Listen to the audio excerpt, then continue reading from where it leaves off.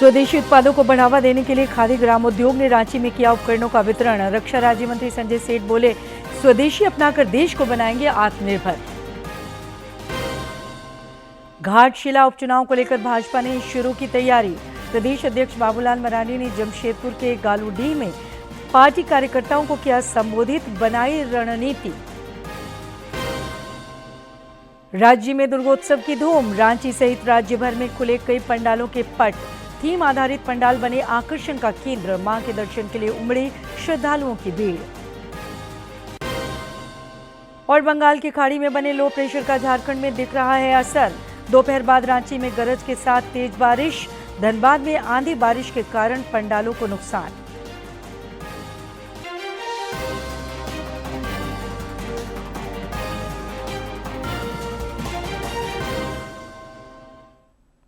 नमस्कार, खबरें झारखंड के साथ मैं हूं सरोज झा। आप सभी का स्वागत है। सबसे पहले आज के मुख्य समाचार और उसके बाद समाचार विस्तार से। राष्ट्रपति द्रौपदी मुर्मू ने आज नई दिल्ली स्थित राष्ट्रपति भवन के सांस्कृतिक केंद्र में प्रतिष्ठित राष्ट्रीय भूविज्ञान पुरस्कार 2024 प्रदान किए।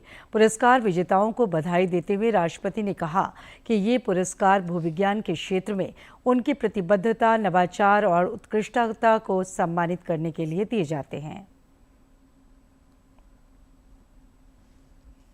आपको बता दें, राष्ट्रपति द्रौपदी मुर्मू ने कहा कि लोहा और कोयला जैसे खनिजों के बिना औद्योगिकीकरण की कल्पना करना भी मुश्किल है। साथ ही उन्होंने जोर देते हुए कहा कि खनन प्रक्रिया में पर्यावरण के नियमों का कड़ाई से पालन किया जाना चाहिए। राष्ट्रपति ने कहा कि देश को $5 ट्रिलियन अर्थव्यवस्था बनाने के लिए खनिज सेक्टर का प्रमुख योगदान इसमें नजर आता है और इस क्षेत्र में लगातार बड़े सुधार किए जा रहे हैं। इसके साथ ही वर्ष 2024 के राष्ट्रीय भूविज्ञान समारोह के दौरान राष्ट्रपति ने देश के विकास में भूवैज्ञानिकों की अहम भूमिका को भी सराहा। उन्होंने कहा कि बादल फटने और भूस्खलन जैसी आपदाओं को सही समय पर जानकारी हो, इसके लिए इस दिशा में भूवैज्ञानिकों और हमको काम करना होगा। लोहा और कोयला जैसे खनिज पदार्थों के बिना औद्योगिकीकरण की कल्पना भी नहीं की जा सकती है। देवी और स्वजनों, खनन एक अत्यंत प्राचीन उद्योग है जो आर्थिक विकास के लिए संसाधन के साथ साथ बड़ी संख्या में रोजगार के अवसर भी पैदा करता है। लेकिन इस उद्योग के कारण स्थानीय निवासियों का विस्थापन, जंगल का उजड़ना, वायु और जल प्रदूषण जैसे कई दुष्प्रभाव भी होते हैं। इन दुष्प्रभावों को दूर करने के लिए खनन प्रक्रिया में सारे नियम कानूनों का कड़ाई से पालन होना चाहिए।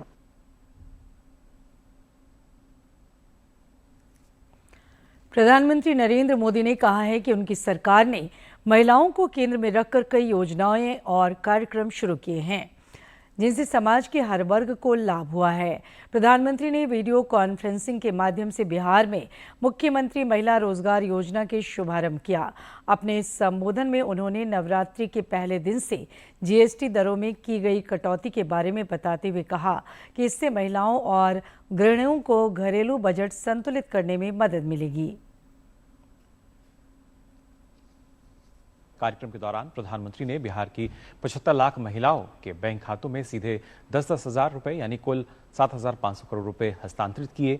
बिहार सरकार की इस योजना का उद्देश्य महिलाओं को आत्मनिर्भर बनाना और स्वरोजगार एवं आजीविका के अवसरों के माध्यम से महिला सशक्तिकरण को बढ़ावा देना है। ये योजना राज्य के प्रत्येक परिवार की एक महिला को वित्तीय सहायता प्रदान करेगी और वे अपनी पसंद का रोजगार या आजीविका गतिविधियां शुरू कर सकेंगी। इससे आर्थिक स्वतंत्रता और सामाजिक सशक्तिकरण को बढ़ावा मिलेगा। इस योजना के तहत प्रत्येक लाभार्थी को प्रत्यक्ष लाभ अंतरण यानी डीबीटी के माध्यम से 10,000 रुपए का प्रारंभिक अनुदान जाहिर तौर पर मिला है और बाद के चरणों में 2 लाख रुपए तक की अतिरिक्त वित्तीय सहायता की भी संभावना है। इस मौके पर प्रधानमंत्री ने कहा कि ये योजना अपनी शुरुआत के साथ बिहार के हर एक परिवार तक पहुंच रही है। साथ ही उन्होंने कहा कि 2 करोड़ से ज्यादा लखपति दीदी के कारण गांव की तस्वीर बदली है। मुझे जीविका निधि साख सहकारी संघ शुरू करने का अवसर मिला था। अब इस व्यवस्था की ताकत मुख्यमंत्री महिला रोजगार योजना के साथ जुड़ जाएगी। यानी अपनी शुरुआत के साथ ही ये योजना पूरे बिहार में, बिहार के हर कोने में और एक एक परिवार तक प्रभावी होने वाली है। साथियों, मुख्यमंत्री महिला रोजगार योजना ने केंद्र सरकार के लखपति दीदी अभियान को भी नई मजबूती दी है। केंद्र सरकार ने देश में 3 करोड़ लखपति दीदी बनाने का लक्ष्य रखा है। 2 करोड़ से अधिक बहनें अब तक लखपति दीदी बन चुकी है और मैं गांव की महिलाओं की बात कर रहा हूं।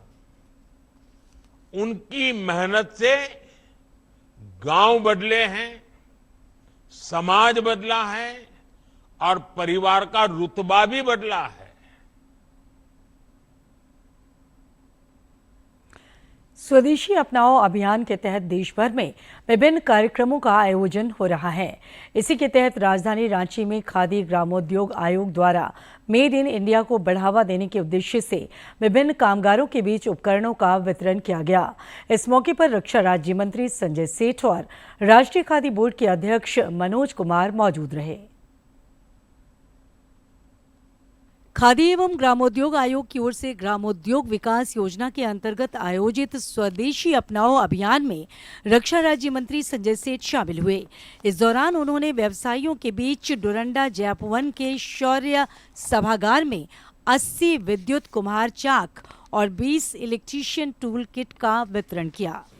हमने तय किया कि हम 75 कोई समाज का कोई छूटेगा नहीं। ऐसे लोगों का सम्मान, ऐसे श्रमजीवियों का सम्मान और उनको एक संबल प्रदान करना। इससे पहले प्रधानमंत्री नरेंद्र मोदी के आह्वान पर रांची में स्कूली बच्चों ने स्वदेशी यात्रा निकालकर लोगों को स्वदेशी सामानों की खरीदारी के लिए प्रेरित किया। बच्चों ने हाथों में तख्तियां लेकर स्वदेशी अपनाओ के नारे भी लगाए। हमें दीपावली में खादी का सामान लेना चाहिए और हमें इंडियंस को अपनाना चाहिए, इंडियन कल्चर्स को। हमें स्वदेशी अपनाना चाहिए और इस दिवाली हम सब स्वदेशी का नारा लगाएंगे। हमें भारत की बनी हुई चीज़ों को अपनाना चाहिए और विदेश से बनी हुई चीज़ों को नहीं अपनाना चाहिए। नरेंद्र मोदी जी का नारा है लोकल फॉर वोकल, तो सभी को स्वदेशी अपनाएं जिससे कि हमारे देश का पैसा हमारे देश में ही रहेगा। राष्ट्रीय खादी बोर्ड के अध्यक्ष मनोज कुमार ने बताया कि प्रधानमंत्री के नेतृत्व में पूरे देश में स्वदेशी की लहर चल रही है।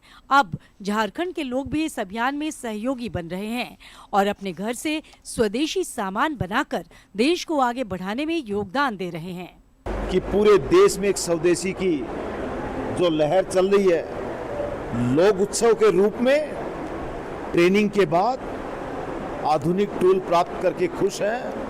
रांची के लोग भी स्वदेशी अपनाओ अभियान में सहयोग कर रहे हैं। इससे जहां एक ओर लोगों की स्वदेशी वस्तुओं के प्रति रुझान बढ़ेगी, वहीं दूसरी ओर अर्थव्यवस्था सुदृढ़ होगी। डीडी न्यूज के लिए रांची से सरिता की रिपोर्ट। केंद्रीय रक्षा राज्य मंत्री संजय सेठ ने स्वदेशी अपनाओ अभियान के तहत रांची में दुकानदारों को जागरूक किया। पिस्का मोड़ से न्यू मार्केट चौक तक दुकानों में जाकर रक्षा राज्य मंत्री ने स्वदेशी सामान खरीदने और बेचने का स्टिकर लगाया। साथ ही लोगों से भी भारत में बने सामान खरीदने की अपील की। इस दौरान श्री सेठ ने लोगों को जीएसटी बचत उत्सव से होने वाले फायदों के बारे में बताया।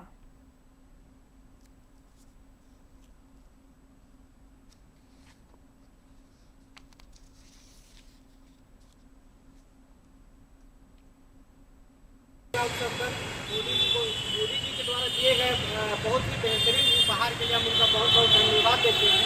दवाई जैसी जरूरी चीज़ों पर मोदी जी ने जीएसटी को 12% से घटाकर 5% कर दिया, जिसके चलते जरूरतमंद को दिए गए दवाइयों में बहुत ज़्यादा मुनाफा मरीजों को हो रहा है, जिसके चलते उनका दैनिक जीवन बहुत अच्छे से सुधर रहा है। घाटशिला उपचुनाव को लेकर प्रदेश भाजपा अध्यक्ष बाबूलाल मरांडी ने जमशेदपुर के गालूडीह में पार्टी कार्यकर्ताओं के साथ रणनीति बनाई। इस मौके पर उन्होंने कार्यकर्ताओं को जीत के मंत्र दिए। मौके पर प्रदेश महामंत्री सह राज्यसभा सांसद आदित्य साहू, पूर्व प्रदेश अध्यक्ष दिनेश आनंद गोस्वामी, पार्टी पदाधिकारी और कार्यकर्ता उपस्थित थे। गौरतलब है कि पूर्व शिक्षा मंत्री रामदास सोरेन के निधन के बाद ये सीट रिक्त हुई है। भाजपा ने अभी तक इस सीट के लिए उम्मीदवार की घोषणा नहीं की है। वहीं झामुमो इस सीट पर अपना दावा जता रहा है। बोकारो जिले के पिंडराजोरा थाना के निकट ओबरा गांव में भारत सरकार की अटल व्यो अभ्युदय योजना के तहत सीनियर सिटीजन होम का उद्घाटन किया गया। जिले के उपायुक्त अजय नाथ झा ने उद्घाटन के दौरान कहा कि सीनियर सिटीजन होम का संचालन स्वयंसेवी संस्था द्वारा किया जाएगा। उन्होंने बताया कि यहां रहने वाले बुजुर्गों को चिकित्सीय सहायता भी दी जाएगी।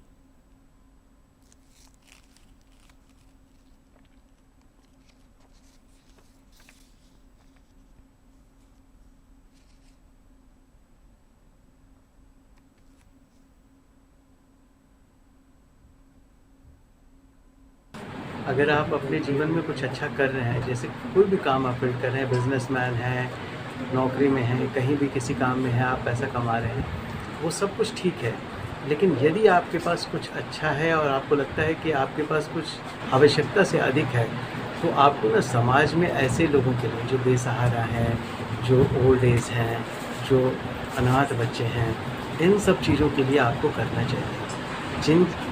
वो दायित्व आपको स्वयं आगे बढ़ के उठाना होगा। सरायकेला खरसावां जिले के आदित्यपुर स्थित एशिया भवन में ईएसआईसी और उद्यमियों की संयुक्त संगोष्ठी आयोजित हुई। इस दौरान कर्मियों के पंजीकरण को लेकर उद्यमियों को विस्तृत जानकारियां दी गई।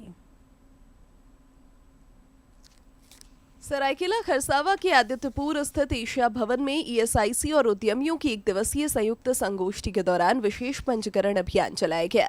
इस दौरान पदाधिकारियों ने उद्यमियों को ईएसआईसी में पंजीकरण की प्रक्रिया, इससे मिलने वाले लाभ और नियमों से अवगत कराया। जो चिकित्सा सुविधा है वो बिल्कुल कम्प्रिहेंसिव चिकित्सा सुविधा है। हमारे दवाखानों में ओपीडी सर्विस से लेकर हमारे अस्पतालों में ओपीडी सर्विस, और गंभीर बीमारियों में हम इम्पेनल अस्पताल में भी इलाज कराते हैं। जो भी निजी संस्थान हो या सरकारी संस्थान हो, जो भी श्रेष्ठ चिकित्सा सुविधा दे सकते हैं, हम वहाँ भेजते हैं। हमारे झारखंड से भी बहुत सारे लोग दूसरे राज्यों में भी चिकित्सा सुविधा के लिए लेने जाते हैं। वहीं उद्यमी संगठन एशिया के अध्यक्ष इंदर कुमार अग्रवाल ने कहा कि कई बार सूचना के अभाव या संवादहीनता के कारण उद्यमी ईएसआईसी जैसी महत्वपूर्ण योजना का लाभ नहीं उठा पाते। उन्होंने सुझाव दिया कि यदि हर 3 महीने में इस तरह की कार्यशाला का आयोजन किया जाए तो इससे उद्यमियों और उनके कर्मचारियों दोनों को लाभ होगा। हमारे एम्प्लॉइज और एम्प्लॉयर दोनों ही अनभिज्ञ है, तो इस बैठक का एक बहुत सार्थक परिणाम निकलेगा और आने वाले समय में जितनी केंद्र सरकार के द्वारा, एएसआई के द्वारा जो सुविधा, इसमें सिर्फ वर्कर के लिए ही नहीं है, एम्प्लॉयर के लिए भी है।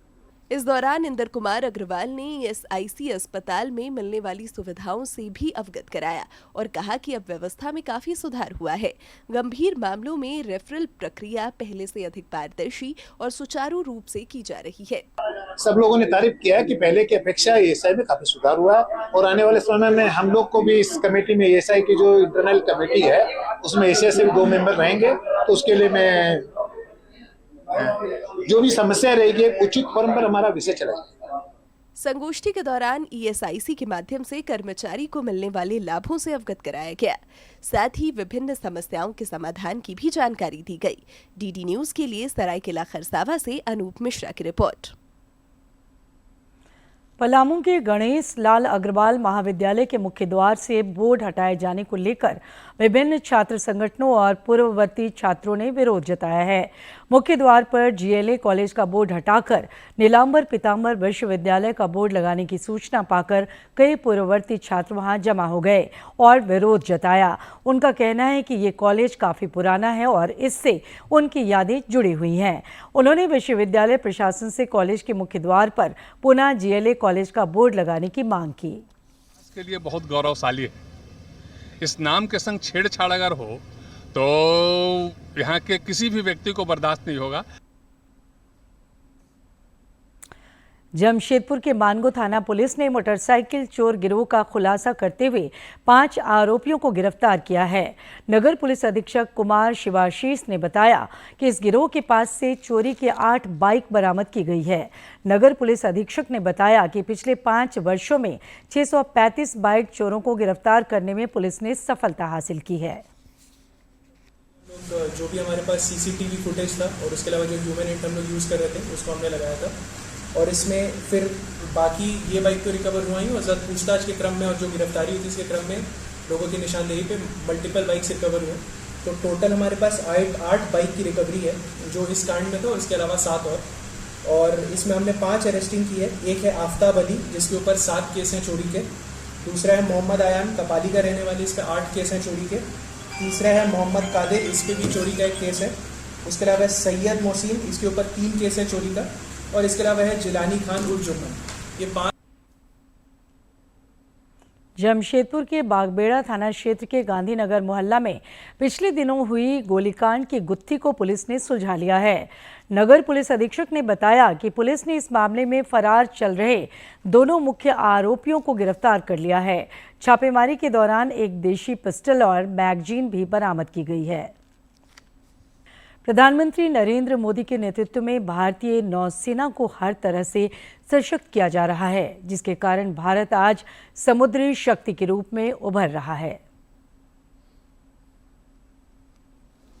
प्रधानमंत्री नरेंद्र मोदी के नेतृत्व में भारत ने बीते 1 दशक में रक्षा क्षेत्र में नई ऊंचाइयां हासिल की हैं। आत्मनिर्भर भारत का सपना सिर्फ जमीन पर बने हथियारों तक सीमित नहीं रहा, बल्कि आसमान और समुद्र में भी भारत ने अपनी ताकत को कई गुना बढ़ाया है। कभी आयात पर निर्भर रहने वाला भारत अब विश्व मंच पर ऐसे सौदे कर रहा है जो उसकी रणनीतिक शक्ति और वैश्विक छवि दोनों को मजबूत बना रहे हैं। नौसेना में अब तक 33 जहाज और 7 पनडुब्बियां शामिल की जा चुकी हैं। खास बात यह है कि 40 में से 39 युद्धपोतों का निर्माण भारतीय शिपयार्ड में ही हुआ है। इनमें देश का गौरव विमान वाहक पोत INS विक्रांत और परमाणु पनडुब्बियां INS अरिहंत तथा INS अरिघाट भी शामिल हैं। आज का भारत अगले 25 वर्षों में विकसित होने के लक्ष्य पर काम कर रहा है। हम हर सेक्टर में क्रांतिकारी परिवर्तन ला रहे हैं। हमने मैरीटाइम इंफ्रास्ट्रक्चर के पूरे इकोसिस्टम को मजबूत करने के लिए लगातार काम किया है। बीते 1 दशक में भारत के मेजर पोर्ट्स की कैपेसिटी डबल हो चुकी है। पोर्ट कनेक्टिविटी को मजबूत करने के लिए हमने हजारों किलोमीटर की नई रोड्स बनाई। 15 जनवरी 2025 को मुंबई का नौसैनिक डॉकयार्ड इस ऐतिहासिक बदलाव का गवाह बना, जब प्रधानमंत्री मोदी ने राष्ट्र को एक साथ 3 शक्तिशाली नौसैनिक प्लेटफॉर्म समर्पित किए। पहली बार भारत ने एक ही दिन में डिस्ट्रॉयर, फ्रिगेट और पनडुब्बी को कमीशन किया।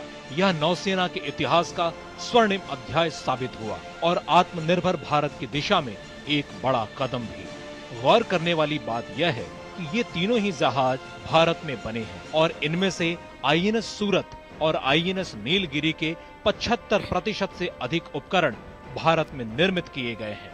वर्तमान में लगभग 1.5 लाख करोड़ रुपए की लागत से 60 बड़े जहाजों का निर्माण देश भर के शिपयार्ड में चल रहा है। एक जहाज के निर्माण में जहां 2000 श्रमिक सीधे काम करते हैं, वहीं MSME क्षेत्र में करीब 12,000 अतिरिक्त रोजगार के अवसर सृजित होते हैं। यही नहीं, 2014 में जहां देश में नाविकों की संख्या 1,25,000 थी, वहीं आज यह बढ़कर लगभग 3 लाख हो गई है। नाविकों की संख्या के लिहाज से भारत अब दुनिया के शीर्ष 5 देशों में शामिल हो गया है। लेकिन नौसैनिक शक्ति यहीं तक सीमित नहीं रही। इसके कुछ ही हफ्तों बाद 28 अप्रैल 2025 को भारत ने फ्रांस के साथ 63,000 करोड़ रुपए की ऐतिहासिक डिफेंस डील साइन की, जिसके तहत नौसेना को 26 रफाल मैरीन फाइटर जेट्स मिलने वाले हैं। इनमें 22 सिंगल सीट और 4 ट्विन सीट जेट शामिल हैं। ये रफाल M लड़ाकू विमान INS विक्रांत और INS विक्रमादित्य जैसे एयरक्राफ्ट कैरियर से उड़ान भरेंगे और नौसेना को हवा से सुरक्षा, समुद्र में दुश्मनों को रोकने और जरूरत पड़ने पर उनके ठिकानों पर सीधा वार करने की क्षमता देंगे। 2030 तक भारत के पास कुल 62 रफाल विमान होंगे और नौसेना के पास दुनिया की सबसे आधुनिक पनडुब्बियां, फ्रिगेट्स और डिस्ट्रॉयर मौजूद होंगे। आज भारत को दुनिया ग्लोबल साउथ का भरोसेमंद साथी और हिंद महासागर क्षेत्र का फर्स्ट रिस्पॉन्डर मानती है। चाहे समुद्री डकैती रोकना हो और आतंकवाद और ड्रग तस्करी से लड़ना हो या प्राकृतिक आपदाओं में मदद करना, भारतीय नौसेना हर मोर्चे पर अपनी भूमिका निभा रही है। नतीजा यह है कि भारत अब सिर्फ अपनी सीमाओं की सुरक्षा तक सीमित नहीं है, बल्कि एक वैश्विक समुद्री शक्ति के रूप में उभर रहा है।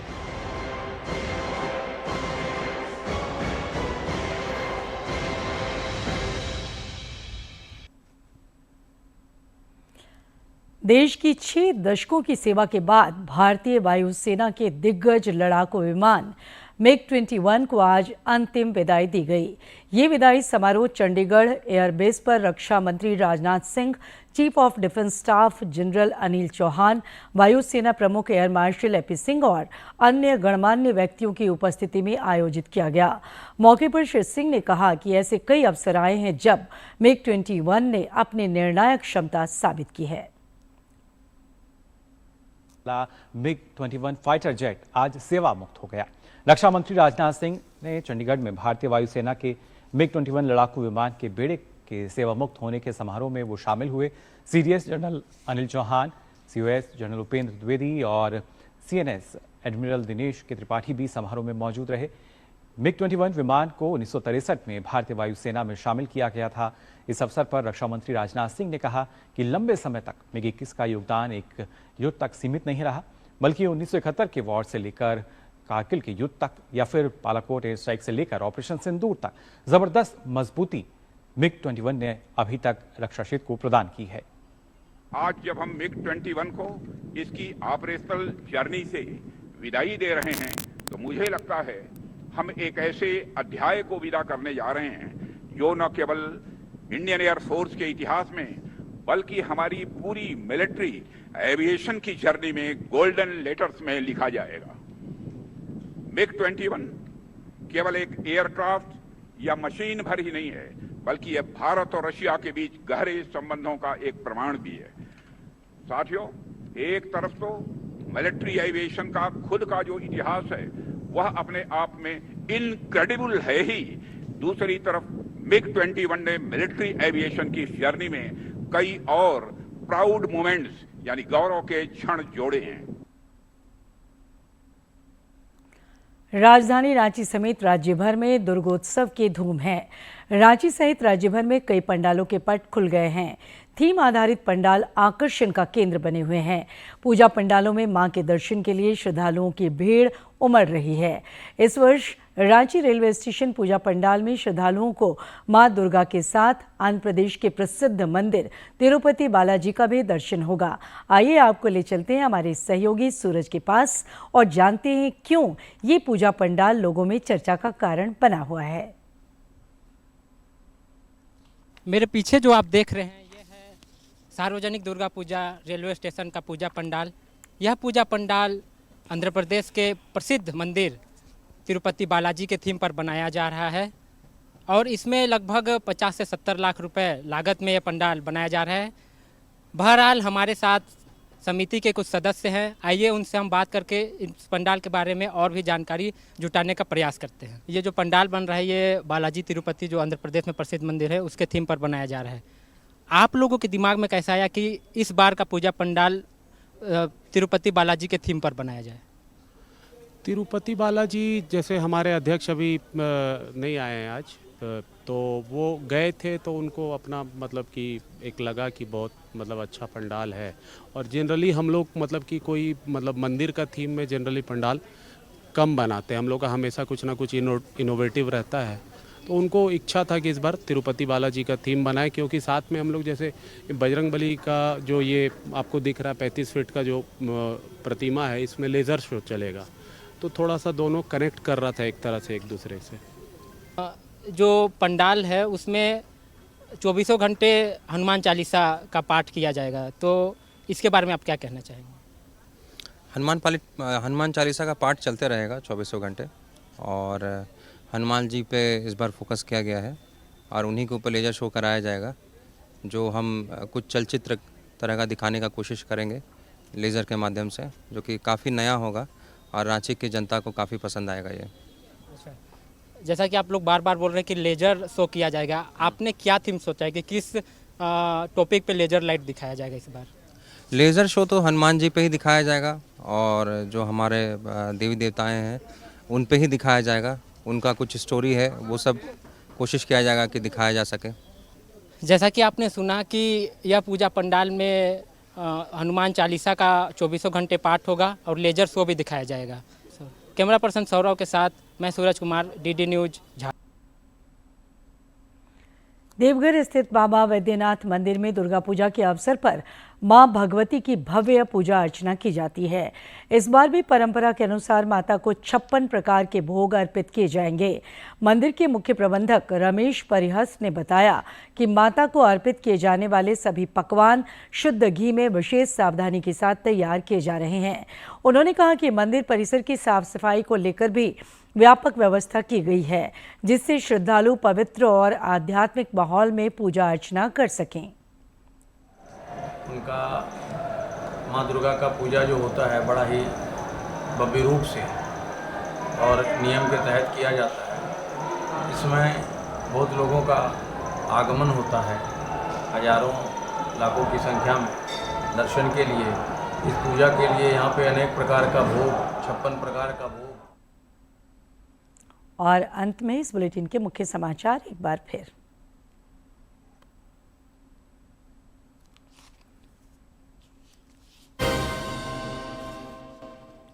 स्वदेशी उत्पादों को बढ़ावा देने के लिए खादी ग्रामोद्योग ने रांची में किया उपकरणों का वितरण।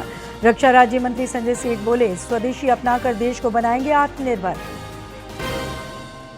घाटशिला उपचुनाव को लेकर भाजपा ने शुरू की तैयारी। प्रदेश अध्यक्ष बाबूलाल मरांडी ने जमशेदपुर के गालूडीह में पार्टी कार्यकर्ताओं को किया संबोधित, बनाई रणनीति। राज्य में दुर्गोत्सव की धूम। रांची सहित राज्य भर में खुले कई पंडालों के पट। थीम आधारित पंडाल बने आकर्षण का केंद्र। मां के दर्शन के लिए उमड़ी श्रद्धालुओं की भीड़। और बंगाल की खाड़ी में बने लो प्रेशर का झारखंड में दिख रहा है असर। दोपहर बाद रांची में गरज के साथ तेज बारिश। धनबाद में आंधी बारिश के कारण पंडालों को नुकसान।